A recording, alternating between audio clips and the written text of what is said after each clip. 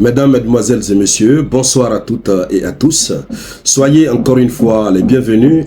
Vous êtes sur la tribune d'éveil des consciences.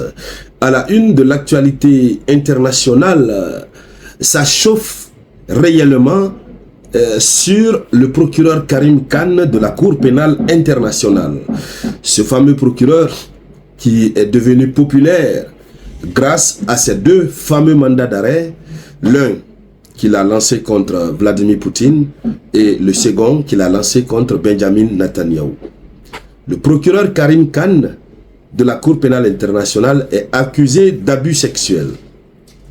Alors, voici toute la charge qu'on veut faire peser sur lui. On ne sait vraiment pas, est-ce que c'est un montage pour nuire à sa réputation, ou alors est-ce que ce monsieur qui se présente en face du monde comme étant un homme aussi parfait, un homme aussi honnête, est-ce que cet homme, en réalité, n'est qu'un simple imposteur? Voici la question qui se pose. Avons-nous en face de nous un simple imposteur qui abuse des gens, qui abuse surtout de ses collègues de service, parce que c'est lui le procureur? En tout cas, le Britannique a vraiment chaud. Dans le cadre donc de cette vidéoconférence, c'est de cela que nous allons parler. Voilà, puisque c'est la une de l'actualité. Je vous demande donc de partager la vidéoconférence au maximum. Partagez-la dans tous les groupes possibles. Messenger, WhatsApp, Telegram. Et n'oubliez pas toujours de mettre notre slogan politique en commentaire. Alors, selon l'information officielle, Karim Khan, le procureur de la Cour pénale internationale, CPI, fait face à de graves accusations d'abus sexuels. Les révélations ont été faites par Guardian, qui est voilà, un média, je crois un média britannique si je ne fais pas erreur. Donc Guardian jette une ombre sur la réputation du magistrat britannique, notamment par rapport à ce qu'on lui reproche. L'affaire a éclaté suite à un signalement qui a été effectué.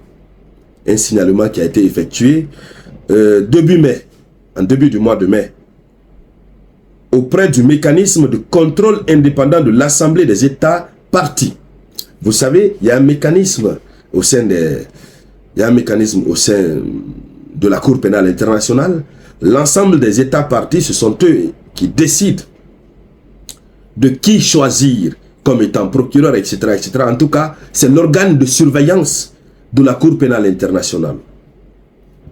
Et donc, au sein de cette assemblée, et l'assemblée des partis, il y a un mécanisme de contrôle indépendant qui permet de contrôler les juges de la CPI, de savoir est-ce qu'ils se comportent bien ou pas.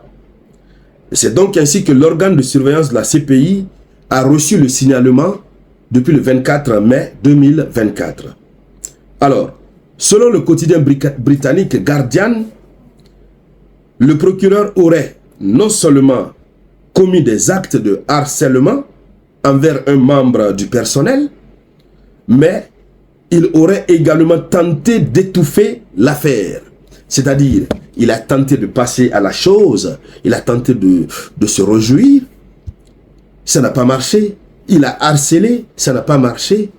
Et finalement, il a tenté d'étouffer l'affaire, puisque ça y va de sa réputation. Nous parlons là des Occidentaux. Nous parlons là de la Cour pénale internationale, qui se dit et qui se veut être une cour évidemment exemplaire, même si nous connaissons désormais ce que représente cette cour. Alors, il a tenté d'étouffer l'affaire. Donc, il y a deux choses qui lui sont reprochées. Premièrement, il a posé un acte répréhensible, c'est-à-dire le fait d'harceler. Et deuxièmement, il a tenté de faire taire l'affaire, puisque ça y va de son image. Et donc, voici la situation en face. Alors, qu'est-ce que lui il dit? Qu'est-ce que le procureur Karim Khan dit? Déjà, avant d'aller sur ce que le procureur Karim Khan dit, je vous demande de partager la vidéoconférence au maximum. Oui, puisqu'il faudrait que nos frères africains, j'allais dire, et africaines, puissent entendre et comprendre ce qui est en train de se passer du côté des Occidentaux. Voici des gens qui se présentent toujours en face de nous comme étant des saints. Des hommes, voilà, comme ci, comme ça. Ce Karim Khan qui a fait un mandat d'arrêt contre Vladimir Poutine parce que celui-ci a commis des crimes selon lui, déportation d'enfants. Et lui, ce qu'il a tenté de faire là, c'est quoi? Finalement, on se demande quel va être le sort de Karim Khan. Ah oui, si ces faits sont avérés, ah, je crois que c'est vrai que la Cour pénale internationale est compétente de connaître des crimes contre l'humanité, etc., etc. Mais là, en l'espèce, Karim Khan, il a de sérieux soucis. Il a de sérieux ennuis. Allons-y. Allons-y dans les profondeurs. La Cour pénale ne pourra pas le juger, mais sur le plan disciplinaire, une décision va d'abord être prise et les tribunaux compétents, il va être renvoyé devant ces tribunaux compétents. En temps normal. Oui. Alors, face à ces allégations, Karim Khan a fermement nié les faits dans un communiqué transmis voilà, aux médias occidentaux le 24 octobre. Le procureur a exprimé sa profonde tristesse concernant la diffusion publique de ces accusations, qu'il refute catégoriquement. Il dit qu'il n'est pas d'accord avec, il nie les faits. Il replace ces révélations dans un contexte plus large, évoquant les attaques et menaces dont la CPI et lui-même font l'objet. Voici la partie intéressante. Donc pour Karim Khan, il n'a rien commis de tel. Depuis un certain temps, la Cour pénale internationale fait l'objet d'attaques et de menaces. Depuis d'ailleurs que Vladimir Poutine a dit qu'il faut... Dimitri Medvedev, le vice-président du Conseil de sécurité de la Russie, il avait dit que les juges de la CPI devraient surveiller le ciel parce que des missiles pouvaient arriver là à tout moment.